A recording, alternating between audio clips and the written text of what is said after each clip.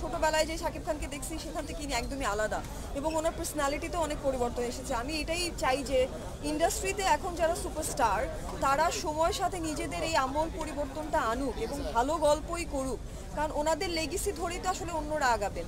তো আমি এই স্টেপটাকে খুবই অ্যাপ্রিসিয়েট করি এবং আমি তুফানের জন্য খুবই আশাবাদী, শুভকামনা জানাতে চাই তুফানকে, এবং আমি তুফান দেখব, দেখার পরে আসলে মন খুলে কথা বলতে পারবো যে আসলে তুফান আমার কেমন লেগেছে।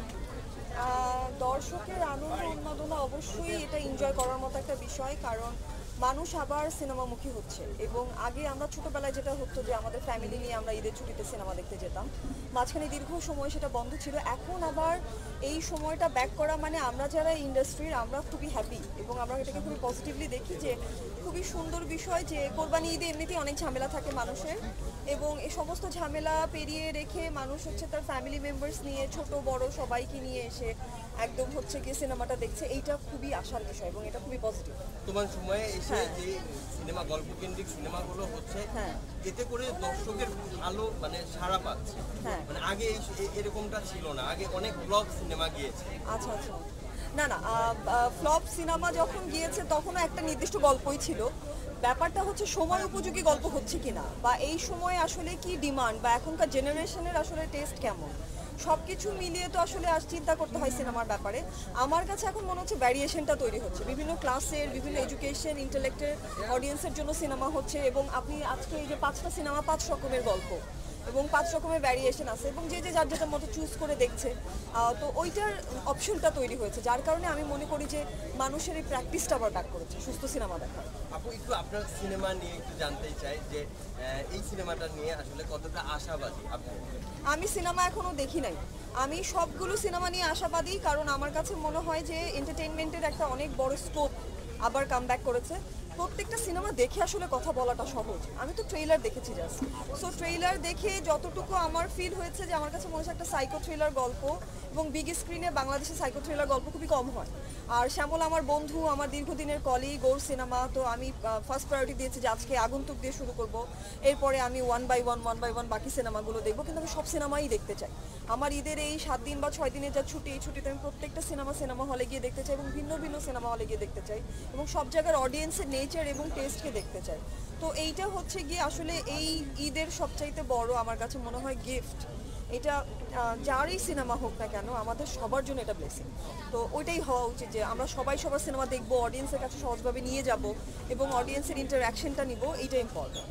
আপু একটু বাজি নিয়ে জানতেই চাই, বাজি বাজি সেটাতে কাজ করেছেন আপনি এবং সেটার অভিজ্ঞতা একটু শেয়ার করুন। বাজি তো মাত্র রিলিজ হলো, বাজি যেহেতু ওটিটি প্ল্যাটফর্ম, ওটিটির কাজের প্যাটার্ন ডিফারেন্ট, অডিয়েন্স ডিফারেন্ট। এখন ধরেন ওটিটিতে যেহেতু প্ল্যাটফর্মে কাজটা সারা বছর থেকে যায়, মানুষ বিভিন্ন সময় দেখে। আমি এটা আগেও বলেছি যে ওটিটির সবচেয়ে বড় সুবিধা হচ্ছে যে আপনি মানে 5 বছর 6 বছর ধরে এক কাজের বিভিন্ন রকমের আলোচনা সমালোচনার আপনি সম্মুখীন হবেন। আর সিনেমার ব্যাপারটা কি, ধরেন 1 সপ্তাহের জন্য সিনেমা হলে পাবেন, সো একটা সপ্তাহে প্রচণ্ড ক্রেজ থাকে। সো যেহেতু সিনেমা এবং ওটিটি প্যারালালি অনেকগুলো কন্টেন্ট নিয়ে এসছে, সবগুলো কন্টেন্ট অডিয়েন্স এখন কোনটা আগে পরে দেখবে এটা আমরা জানি না, বাট রিলিজ হবার পরে এই পর্যন্ত আমি আসলে অনেকগুলো অ্যাপ্রিসিয়েশন পেয়েছি। আমাকে সবাই অনেক প্রশংসা করেছে, আমার কাজ ওনাদের ভালো লেগেছে, যেইটা আমাকে খুবই আনন্দ দেয়, যার কারণে আমি প্রত্যেকটা কাজ সময় নিয়ে করি এবং আমার ভালো লাগে। পাশাপাশি একটা বিষয় যুক্ত করতেই হয়, যেখানে তাহসান ভাই এবং মিথিলা আপু তারা দুজন কাজ করেছে, মানে তারা অনেক লম্বা একটা ব্রেকের পরে এই কাজটা করেছে। মানে এই ব্যাপারটা একটু আপনি আসলে যুক্তই করবেন যে তাদের কেমিস্ট্রিটা কেমন ছিল আপনার কাছে? আমাদের পোর্শন খুবই আলাদা আলাদা শ্যুট হয়েছে, আমাদের আসলে স্কোপ হয়নি তাদের কেমিস্ট্রি অন স্ক্রিন কেমন বা তাদের শুটিং প্যাটার্নটা কেমন দেখার। যদি বাজি দেখেন সময় নিয়ে তাহলে বুঝবেন যে প্রত্যেকটা গল্প আলাদা আলাদা শ্যুট করা, এবং এগুলো আবার কোথাও গিয়ে ইন্টারকানেক্টেড হয়। আমার খুব বেশি অপশন হয় না এদের দুজনের সাথে কাজের, আমার পোর্শনটা খুবই আলাদা শ্যুট হয়েছে, ওদেরটা খুবই আলাদা শ্যুট হয়েছে। বাট আমি যতটুকু প্রমোশনে বা ধরেন রিহার্সেলে এনাদের সবাইকে পেয়েছি, খুবই অ্যাপ্রিসিয়েট করেছে একজন আরেকজনকে সাপোর্ট করে, রিহার্সাল করে, এবং দীর্ঘদিনের বিরতি দিয়ে একসাথে কাজ করবেন কি করবেন এটা সম্পূর্ণ তাদের ব্যক্তিগত চয়েস। কিন্তু আমার কাছে মনে হয় যেহেতু প্রফেশনাল জায়গা, এই জায়গায় সবাই কাজ করবে একসাথে, কখনো দেখা হবে কখনো হবে না, বাট এটাকে খুবই নর্মালাইজড রাখা উচিত।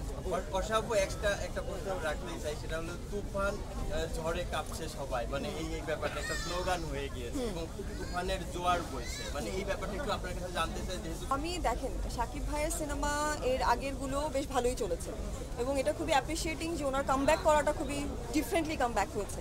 কারণ এর আগে উনি 20 বছর ইন্ডাস্ট্রিতে যেভাবে সার্ভ করেছে, একদম ধরেন 2000 সালের পরে টেস্ট এবং চেঞ্জ ওয়াইজে চেঞ্জ করে আসাটা এবং স্টাডি করে আসাটা এবং এই পরিবর্তনটাকে আমি অ্যাপ্রিসিয়েট করি। ওনার সময়ের অনেক আর্টিস্টরা হয়তো বা এই জিনিসটাকে অ্যাডপ্ট করেনি, উনি চেঞ্জ করার চেষ্টা করেছে, উনি চ্যালেঞ্জ নিয়েছে এবং উনি এই সময় যারা ভালো মেকার, ভালো ধরেন আপনার হচ্ছে গিয়ে ইন্ডাস্ট্রিয়াল লোকজন বা এজেন্সি বা ইনভেস্টর, সবার সাথে ওনার এই কমিউনিকেশনটা এবং এইভাবে কামব্যাক করাটাকে অবশ্যই অ্যাপ্রিসিয়েট করা উচিত এবং আমি তার সিনেমা দেখব।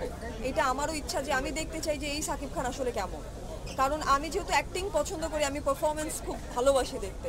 সো এই ডিফারেন্ট শাকিব খানকে দেখা উচিত আমাদের সবার, যে আচ্ছা উনি এখন কেমন দেখতে। আমি ছোটবেলায় যে শাকিব খানকে দেখছি সেখান থেকে ইনি একদমই আলাদা এবং ওনার পার্সোনালিটিতেও অনেক পরিবর্তন এসেছে। আমি এটাই চাই যে ইন্ডাস্ট্রিতে এখন যারা সুপারস্টার তারা সময়ের সাথে নিজেদের এই আমূল পরিবর্তনটা আনুক এবং ভালো গল্পই করুক, কারণ ওনাদের লেগেসি ধরেই তো আসলে অন্যরা আগাবেন।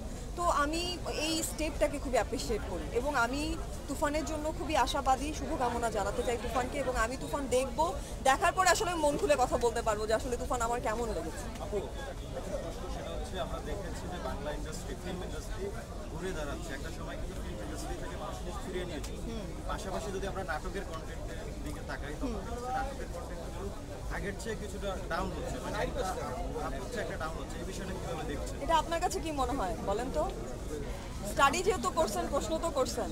সিনেমা ঘুরে দাঁড়ানোর রিজন হচ্ছে বাজেট, স্টাডি এবং প্রপার গ্রুপিং আসা এখানে। মানে ধরেন একজন ইনভেস্টার, একটা হচ্ছে গিয়ে এজেন্সি, একটা কোম্পানি, এরা সবাই এখন আসলে জানে ল্যাকিংসটা কোথায় এবং আমাদের কি করলে আসলে আমরা ওয়ার্ল্ড সিনেমার সাথে বিট করতে পারবো নিজেদেরকে, যার কারণে বাংলা সিনেমার ইন্ডাস্ট্রি ঘুরে দাঁড়িয়েছে এবং ইন্টারন্যাশনালি অনেকখানি ওরা হচ্ছে গিয়ে পাওয়ারফুল হয়েছে। টেলিভিশনের ঝামেলাটা কোথায় হয়েছে? টেলিভিশন ওই একই রুলস এবং স্ট্রাকচারে কোথাও আটকা পড়ে আছে, হয়তো বা বাজেট লিমিটেশন, হয়তো বা যে স্ট্রাকচারে আসলে টেলিকাস্টটা হচ্ছে স্ট্রাকচারটা চেঞ্জ হয়নি, যার কারণে এখনও একটা শীতল অবস্থা বহমান আছে। কিন্তু আমি বিশ্বাস করি যে টেলিভিশনও একটা সময় ঘুরে দাঁড়াবে। আপনাকে সময় দিতে হবে, সব কিছুকেই সময় দিতে হবে। যেটা টেলিভিশনের কন্টেন্টগুলো, বিশেষ করে আমরা যদি 10 বছর পিছনে ফিরে যাই, সেই সময়ের যে কন্টেন্ট, আর এখন বলা হয় যে ফ্যামিলি নিয়ে টেলিভিশন কন্টেন্ট বর্তমানে দেখা যাচ্ছে না। এই বিষয়টা আপনারা ফ্যামিলি নিয়ে সবাই সিনেমা দেখবে না, নাটকও দেখবে না। এখন ধরেন ইউটিউবের কাজগুলো কেন এত ভিউ হয়? আপনার মতো অডিয়েন্সরাই দেখে বলে ভিউ হয়। আপনার টেস্টের আছে, আমার টেস্টের আছে। সো ভিউটা কখন হয়? যখন মানুষ দেখে। তো ধরেন আমি যদি ইউটিউবের কন্টেন্ট নিয়ে কথা বলতে চাই, ইউটিউবের কন্টেন্টগুলো দেখবেন যে নর্মালি একটা সুস্থ সুন্দর গল্প যতটুকু হচ্ছে গিয়ে মানুষের অ্যাকসেপ্টেন্স, তার থেকে বেশি ক্রিঞ্জি বা ফানি গল্পের অ্যাকসেপ্টেন্স বেশি। সো টেলিভিশন কি করতে চায়? আমার বিজনেস যেটা দেওয়া হবে আমি সেটাকেই বারবার প্রমোট করব। সো ধরেন একটা ফানি ঘরানার গল্প বেশি প্রমোট করা হয় রাদার দেন শিক্ষামূলক গল্প, ওদের কাছে বোরিং লাগে অথবা মনে হয় যে এটার অডিয়েন্স কম। আপনি যে প্রশ্নটা করছেন আপনি জানেন এটার উত্তরটা কি। আমাদেরকে সব কিছুকেই সময় দিতে হবে। মানুষ একচেটিয়া এক টাইপের জিনিস বেশি দিন পছন্দ করে না, যার কারণে দেখবেন যে ভালোটাও দীর্ঘদিনে স্থায়ী হয় না, মন্দটাও হয় না। It's all about ups and downs. কখনো ভালো আসবে, কখনো মন্দ আসবে, এটা ব্যালেন্স করাটাই হচ্ছে সাম্যতা। সো এখন টেলিভিশন ইন্ডাস্ট্রির অবস্থাটা একটু শিথিল, কিন্তু আমি বিশ্বাস করি যে এই মোনোটোনাস ব্যাপারটা যখন কমে যাবে বা টেলিভিশন ওনাররা যখন বুঝবে যে না এই জিনিসগুলো আর চলবে না, তখন পরিবর্তনটা আসবে। যেমন সিনেমার ক্ষেত্রে এসছে। সিনেমার ক্ষেত্রে ধরেন এই গত 5 বছরে আপনি রেশিও দেখলে বুঝবেন যে পরিবর্তনটা এসছে, এই বোধটাই দরকার, আর আসলে তেমন কিছু এখানে বলা হবে না।